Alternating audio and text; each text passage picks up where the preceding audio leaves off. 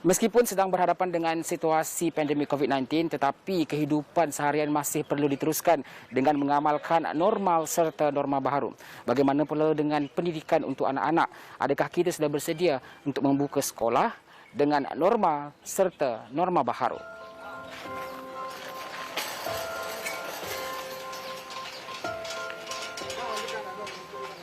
Kerajaan telah mengisytiharkan pelaksanaan Perintah Kawalan Pergerakan atau PKP bermula 18 Mac. Seterusnya, tempoh PKP telah dilanjutkan beberapa fasa termasuklah Perintah Kawalan Pergerakan Bersyarat atau PKPB yang bermula pada 4 Mei.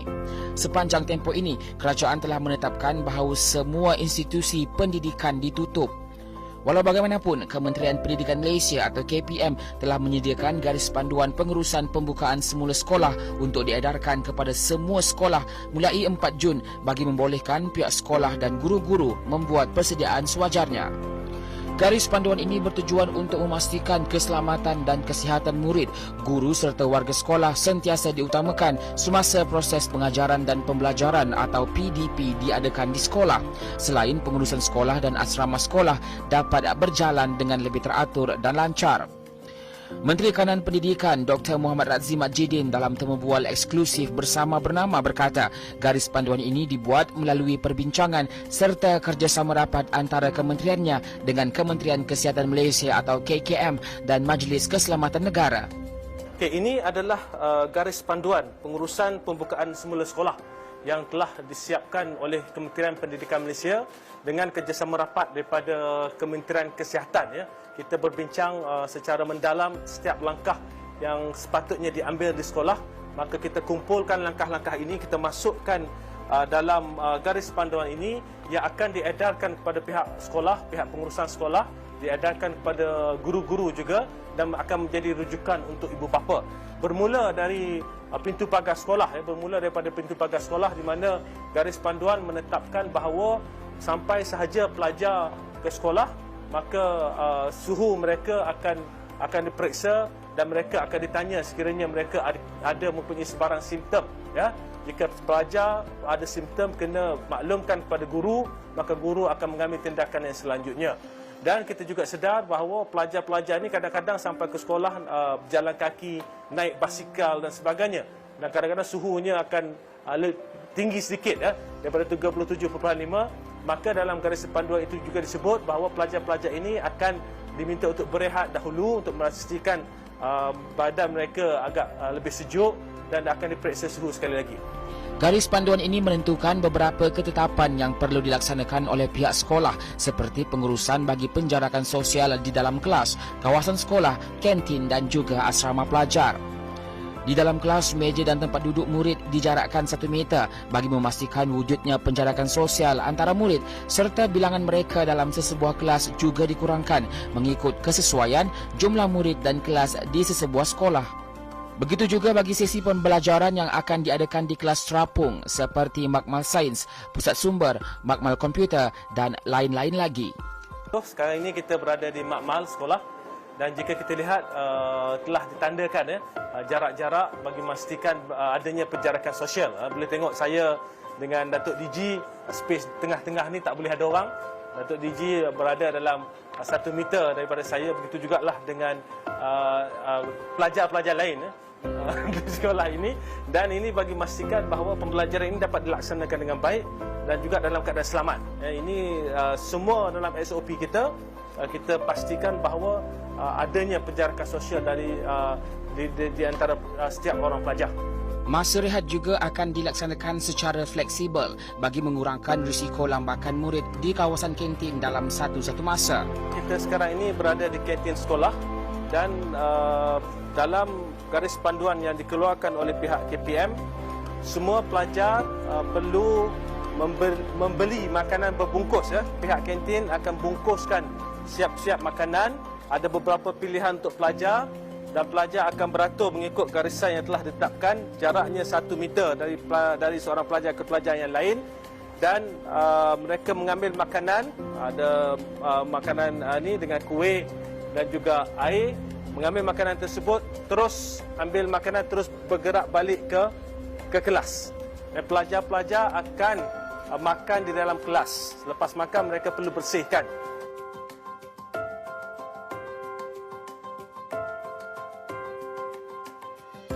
Bagi memastikan tidak berlaku kesesakan di laluan dalam kawasan sekolah pula, laluan akan ditanda dengan anak panah yang menunjukkan arah laluan dan lebih mudah sekiranya ia diwarnakan mengikut arah anak panah tersebut.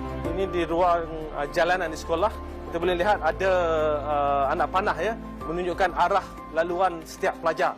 Dan maknanya pelajar yang sebelah kanan bergerak ke hadapan, manakala pelajar sebelah kiri ini akan bergerak ke arah ke belakang, maknanya tidak akan berlaku pertembungan. Ini kita laksanakan di semua sekolah. SOP kita di semua sekolah. Cara yang terbaik adalah untuk memastikan semua jalan laluan adalah sehala. Tapi dalam keadaan di mana laluan itu agak besar, kita boleh buat laluan dua hala, tetapi dengan penjarakan dan juga dengan anak panah yang jelas. Seterusnya, bagi sekolah yang mempunyai kemudahan asrama, garis panduan ini juga telah menetapkan beberapa peraturan yang meliputi kawasan bilik tidur pelajar, penggunaan tandas, bilik isolasi dan dewan makan. Jika kita lihat jarak antara katil ini lebih kurang 1 meter di antara katil, dan di atas di bahagian atas, katil di bahagian atas tidak ada pelajar yang akan tidur di katil bahagian atas, cuma di bahagian bawah sahaja. So jika kita tengok, maknanya telah ada penjarakan, dan ini merupakan salah satu SOP yang kita gunakan ya. Untuk sekolah yang memang katilnya setingkat, tak ada masalah, memang di bawah sahaja. Untuk sekolah yang guna katil 2 tingkat, yang di sebelah atas kita tak akan gunakan ya, kerana risikonya agak tinggi, maka kita gunakan katil di sebelah bawah sahaja ya. Dan kita pastikan bahawa ada jarak di antara katil-katil ini, dan juga terdapat jarak di antara loker-loker yang digunakan oleh pelajar. Cuma disiplin ya. Ini guru-guru akan memainkan peranan bagi memastikan bahawa pelajar ini bila masuk dorm, walaupun katil ini jauh, tetapi mereka masih perlu memastikan bahawa jarak sosial itu sentiasa ada ya. Tak boleh nak main-main, peluk-peluk dengan kawan dan sebagainya, untuk memastikan bahawa mereka sentiasa dalam keadaan yang selamat sewaktu tinggal di asrama.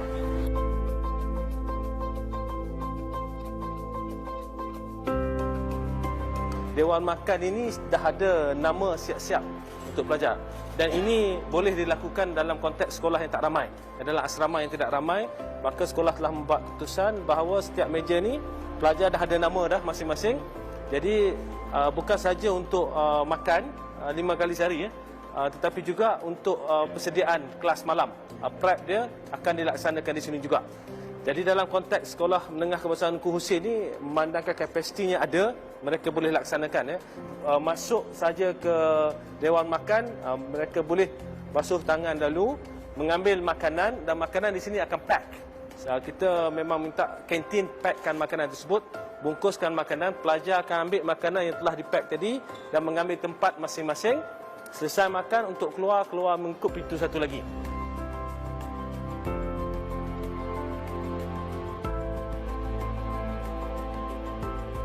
Dalam garis panduan itu tersebut dinyatakan bahawa setiap sekolah memang kena ada bilik isolasi.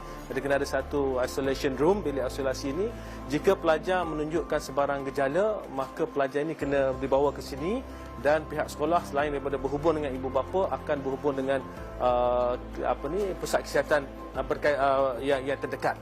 Jadi kita dah minta supaya sekolah sentiasa berhubung dengan pusat kesihatan sekiranya berlaku sebarang kes emergency.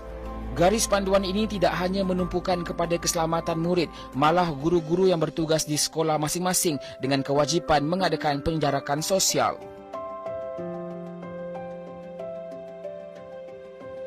Kita lihat di sini ada satu meja guru, kosong satu, dan ada satu lagi meja guru. Jadi guru-guru tidak perlu risau bahawa mereka akan bersesak-sesak di dalam bilik guru, kerana pihak sekolah di dalam garis panduan yang kita keluarkan, pihak sekolah perlu memastikan bahawa terdapat penjarakan sosial walaupun di dalam bilik guru juga. Jadi sebab itu kita akan terus pastikan bahawa semua sekolah memastikan adanya penjarakan sosial. Guru-guru yang dipindahkan daripada bilik guru yang asal akan ditempatkan di bilik-bilik yang bersesuaian, termasuklah pusat sumber dan sebagainya. Sementara itu, Dr. Razi turut mengingatkan semua sekolah untuk mematuhi garis panduan yang disediakan ini dan melakukan persiapan rapi agar semua sekolah bersedia apabila kerajaan mengumumkan tarikh pembukaan sekolah kelak. Untuk memastikan garis panduan ini dipatuhi, pertama sekali kita di peringkat kementerian kita ada Jabatan Pendidikan Negeri, di bawahnya ada Pejabat Pendidikan Daerah. Jadi Pejabat Pendidikan Daerah akan memainkan peranan untuk memantau sekolah-sekolah, memastikan sekolah-sekolah mematuhi SOP-SOP yang telah ataupun garis panduan yang telah disediakan. Kami di pihak kementerian juga, termasuk saya, akan singgah di sekolah-sekolah untuk melihat pelaksanaan garis panduan yang telah diadakan. Jadi kita amat berharap dan kita yakin bahawa pihak pengurusan sekolah dan juga guru-guru akan dapat membantu kita memastikan bahawa garis panduan ini dipatuhi, ya. Sebab kita apa yang penting adalah untuk anak-anak kita kembali ke sekolah dan kembali dalam keadaan yang selamat. Pada hari ini masih belum ada sebarang tarikh pembukaan sekolah. Kalau yang tersebar di WhatsApp dan sebagainya itu bukan daripada pihak Kementerian Pendidikan Malaysia, ya. Kami belum menetapkan sebarang tarikh pembukaan sekolah. Kami masih memantau bersama dengan pihak KKM dan juga pihak MKN untuk memastikan keputusan untuk membuka sekolah itu dibuat berdasarkan data-data yang lengkap. Yang akan ke sekolah dahulu adalah pelajar tingkatan 5 dan tingkatan 6 saja. Ini perlu jelas.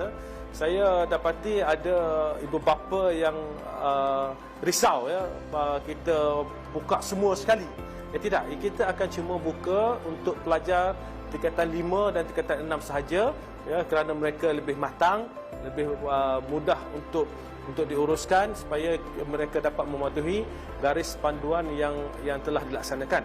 Jadi secara keseluruhannya semua sekolah menengah akan dibuka, sekitar hampir 3,000 buah sekolah di seluruh negara.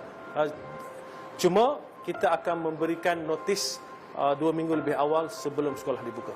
Kita amat berharap anak-anak nanti apabila datang ke sekolah, pastikan bahawa penjarakan sosial itu sentiasa diamalkan sepanjang mereka di sekolah dan juga sepanjang perjalanan mereka ke sekolah dan sepanjang perjalanan mereka balik dari sekolah.